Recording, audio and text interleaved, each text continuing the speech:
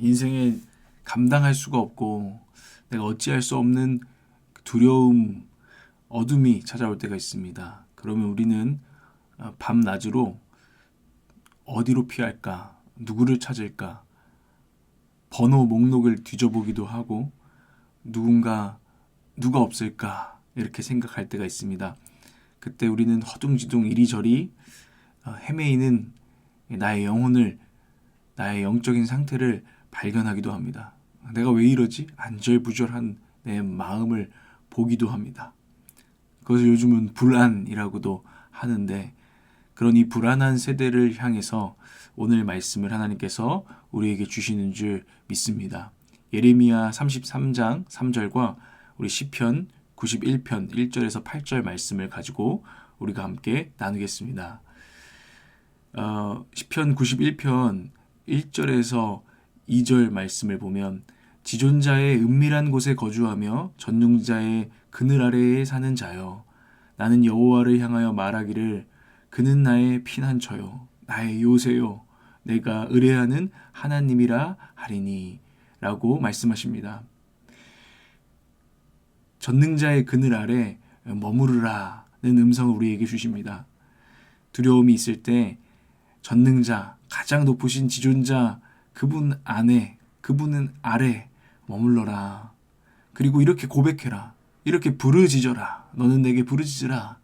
나의 피난처, 나의 요새, 내가 의뢰하는 하나님. 때로는 주여, 아버지 하고 이렇게 인생을 지나가야 하는 때가 있다고 합니다. 많은 말을 해도, 다른 사람들에게 아무리 이런저런 얘기를 해도 한숨은 끊이지 않을 때 주여, 아버지 하고 우리는 부르는 것입니다. 때로는 너무 간절하게 부르짖는 것입니다.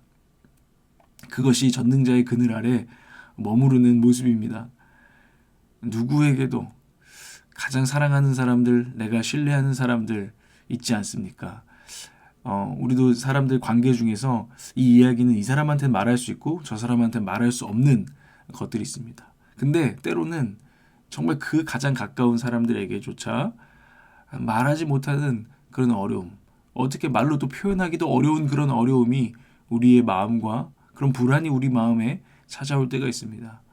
불안은 안개 같은 것이어서 우리가 말로 딱 낚싯줄에 물고기를 낚아채듯이 캐치해서 표현할 수 없는 어떤 안개, 두려움일 때가 있습니다. 그래서 그 누구에게도 사실 말하기도 어렵죠. 그럴 때 내 모든 것을 아시는 그 전능자의 그늘 아래에 머물면서 주여, 나의 피난처시여, 나의 요새시여, 내가 의뢰하는 하나님, 나의 변호사가 되시는 하나님 하고 그분 아래 머무르라는 것이 이 메시지입니다. 하나님의 음성입니다. 여러분, 당신이 찾을 수 있는, 가장 신뢰할 수 있는 분이 누구십니까? 하나님이십니다. 우리가 말하지 않아도 우리의 의뢰하는, 우리의 제목을 알고 계시는 분이 누구십니까? 하나님이십니다. 우리 인생에서 때로는 적극적으로 나서서 우리의 문제를 해결하고 능동적으로 살아가면 좋겠지만 그럴 수 없는 문제들이 너무나 많습니다. 내가 나선다고 해결이 되지 않아요. 내가 이것들을 나서서 해결할 지혜가 있다고 해서 다른 사람들도 다 같이 그렇게 따라주지도 않아요. 그럴 때는 하나님께 피하여 기다릴 수밖에 없는 것입니다. 우리의 불안 가운데에서 우리의 안정이 되시는 그 하나님 안에 피하여서 인생의 때를 기다리는 수밖에 없는 그런 경우들이 참 많습니다. 그럴 때 우리는 하나님 안으로 들어가야 하는 것입니다. 오늘도 벙커, 이제 전쟁이 나면 벙커로 들어갑니다. 엄청난 포격들이 쏟아져요. 그런데 그냥 얇은 가벽으로 지어진 그런 집 안에서는 그 포격에 온전히 묵사발 당하고 맙니다. 그러나 정말 튼튼한 벽을 가지고 있는 벙커 안으로 전쟁이 났을 때는 들어가야 되는 것처럼 우리의 삶 가운데의 두려움의 포격이 이렇게 찾아올 때, 내 영혼이 거기에 속수무책으로 당할 때 우리는 가장 신뢰할 수 있는 나의 벽이 되시는, 나의 성벽이 되시는 전능자의 그늘 아래 들어가야 된다는 것입니다. 3절 4절은 이렇게 말씀합니다. 이는 그가 너를 새 사냥꾼의 올무에서와 심한 전염병 사람들을 죽이는 그런 죽음의 병에서 건지실 것임이로다. 예, 옛날에는 전염병이 한번 돌면 흑사병 같은 그런 시대를 생각해 보십시오. 속수무책으로 수많은 사람들이 한 동네가 괴멸했던 것입니다. 그래서 당시에는 의료기술이나 이런 것들이 많이 없었기 때문에 전염병이 들고 사람들이 죽어나가기 시작하면 얼마나 두렵고, 그것이 자기 주변에서 자기 자신을 향하여 둘러싸는 그런 공포 가운데 있을 때가 있었다는 것이죠. 시인은 이것을 이렇게 두려움을 이런 식으로 표현하고 있는 것입니다. 4절에 그가 너를 그의 깃으로 덮으시리니, 이 깃은 깃털을 말합니다. 깃털로 덮으시리니 내가 그의 날개 아래에 피하리로다. 그의 진실함은 방패와 손방패가 되시나니. 예. 그분이 우리를 그 큰 날개로, 깃털이 빽빽한 날개로 우리를 덮으시니 우리가 그 안에 피한다라는 고백을 하고 있고, 그의 진실함은 그 날개, 깃털 이런 것은 상징적인 이미지인데 그것은 진실함이라고 표현할 수 있다는 것입니다. 그 진실함은 방패와 송방패가 되신다. 이 진실함, 에메트라는 단어인데요. 이 진실함을 묵상해 볼 때 이 진실함은 첫 번째로는 지속적이고 확고하다는 것입니다. 하나님의 방패가 우리를 잠깐 막아줬다가 잠깐은 우리를 그냥 두고 무방비 상태로 두고 이러지 않는다는 것입니다. 그 방패는 지속적이고 확고한 것이다. 쉽게 변하지 않는 것이나 변덕 부리지 않는 것이다. 항상 그 자리에 있는 것이다 라는 것입니다. 우리는 하나님을 떠나서 변덕 부리고 하나님 안에 있다가 하나님 밖에 있다가 할 수 있지만, 하나님은 여전히, 주님은 산과 같아서, 우리 찬양 정말 좋아하는 찬양이잖아요. 주님은 산 같아서 여전히 그 자리에 계셔.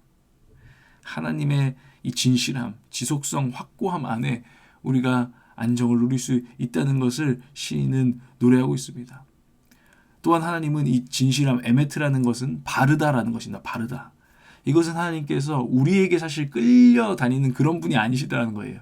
하나님은 진리와 공의 안에서 바르십니다. 그런 의미에서 산과 같이 대쪽과 같은 분으로 항상 있습니다. 우리는 그 진실함 안으로 우리가 들어가야 되는 것입니다. 하나님을 이리저리 끌고 다니려고 할 수는 없습니다. 그분은 진실한 에메트의 하나님이십니다. 그럴 때 우리는 바른 것이 무엇인지 하나님 안에 살피면서 그 안으로, 진리가 무엇인지 안으로 진실하게, 우리도 진실하게 그분 안으로 들어가야 된다는 것을 우리는 알게 됩니다.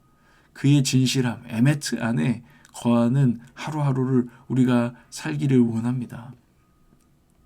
그분은 산과 같은 분이십니다. 그분은 바른 분이십니다. 그리고 이 에메트에서 또 다른 뜻은 성실함입니다. 그분은 너는 내게 부르지라 내가 내게 응답하겠고, 그분은 그분을 찾고 그분께 응답을 구하는 자에게 응답하십니다. 아멘이십니까? 그분은 응답하십니다. 그분은 성실하신 분이기 때문입니다. 그의 진실함을 붙드는 저와 여러분 되기를 원합니다. 이제 5절을 읽겠습니다. 너는 밤에 찾아오는 공포와 낮에 날아드는 화살과 6절 어두울 때 퍼지는 전염병과 밝을 때 닥쳐오는 재앙을 두려워하지 아니하리로다.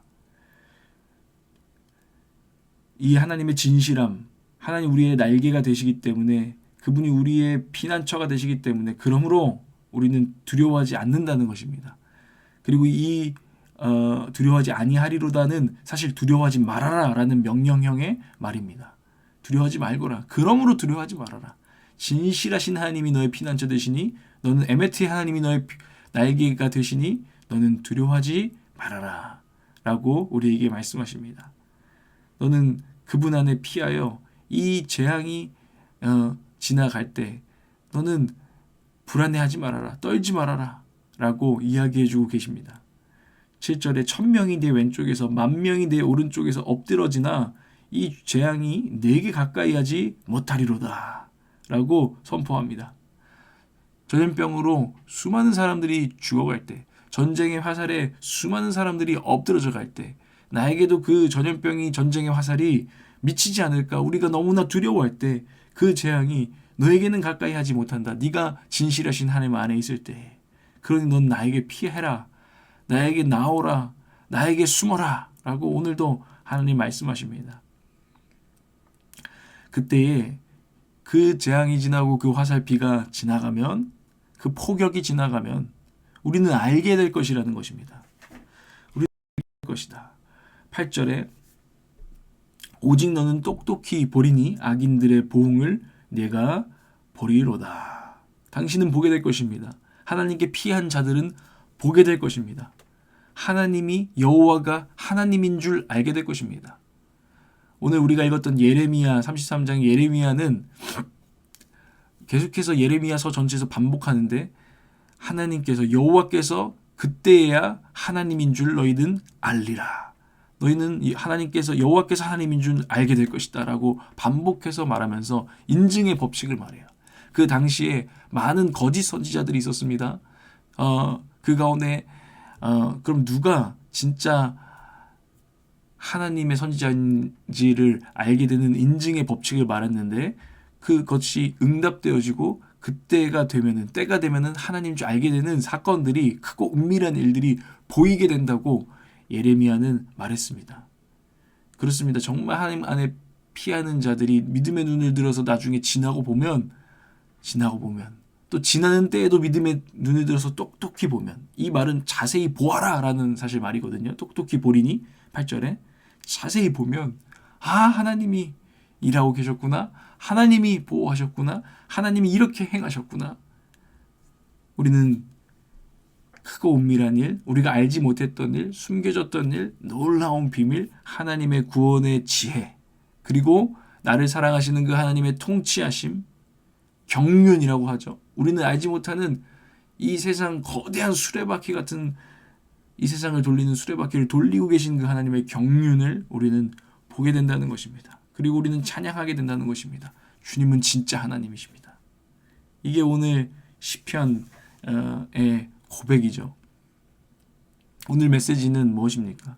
진실한 에메트의 하나님의 그늘, 그 날개 아래 머무르십시오. 여러분, 두려움이 밤낮으로 우리를 잠 못 들게 하고 우리를 두렵게 하고 번호 목록을 뒤지게 하고 누구에 의뢰할까 고민하게 하는, 그래도 생각해보지만 아무에게도 얘기할 수가 없는 그런 두려움 가운데, 불안 가운데에서 두려움이 아니라 주님 안에 자세히 살피라는 것입니다. 주님 안에서 똑똑히 눈을 이제 다시 뜨라는 것입니다. 두려움이 주님 안에서 녹아들기 시작하면 여러분의 눈이 뜨이기 시작할 것입니다.